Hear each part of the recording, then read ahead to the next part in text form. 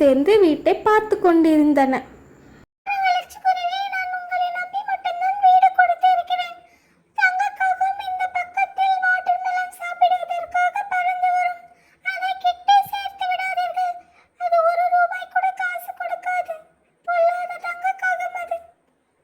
லட்சுக்குருவியும் பசங்களும் வீட்டிற்குள்ளே போனார்கள். வீடு மிகவும் அழகாக இருந்தது.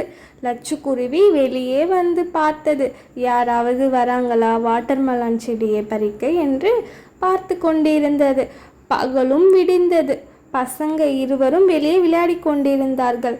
தங்கக்காகம் பறந்து வந்தது. மேலே இந்த பறந்து கொண்டிருந்தது.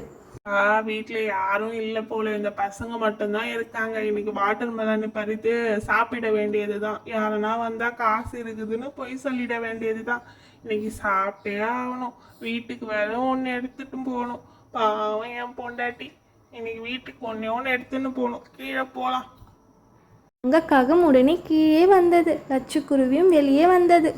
ஆறு குருவியே, என்னிடம் ₹1 இருக்கு. எனக்கு ஒரே ஒரு பீஸ் வாட்டர் மெலான் கொடு ப்ளீஸ். வேற காசு என்கிட்ட இல்லை. இந்த ₹1 வச்சுன்னு எனக்கு ஒரு பீஸ் கொடு.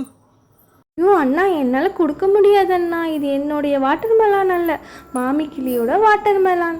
நான் இங்கே 2 நாள் தங்கறதுக்காக வந்தேன். தெரியாது. இப்போ நீ கொடுக்க போறியா இல்லையா?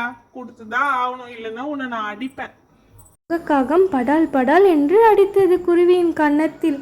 உடனே வாட்டர்மெலான் வீட்டிலிருந்து வாட்டர்மெலான்கள் வந்து தங்கக்காகத்தின் மண்டையின் மேல் விழுந்தது. தங்கக்காகம் வலி தாங்காமல் அந்த இடத்திலிருந்து பறந்து சென்றது. ஐயோ என்னை விட்டுருங்க, எனக்கு வலிக்குது. உடனே தங்கக்காகம் பறந்து சென்றது. லட்சுக்குருவி பசங்களை பார்த்து கொண்டது. எப்படி வந்துச்சு பார்த்தீங்களா என்று மனசில் நினைத்து கொண்டிருந்தது. நடந்த விஷயத்தை உடனே நம்ம மாமி கிளியிடம் சொல்ல வேண்டும். என்ன இந்த மாமி கிளி இன்னுமே காணோம்?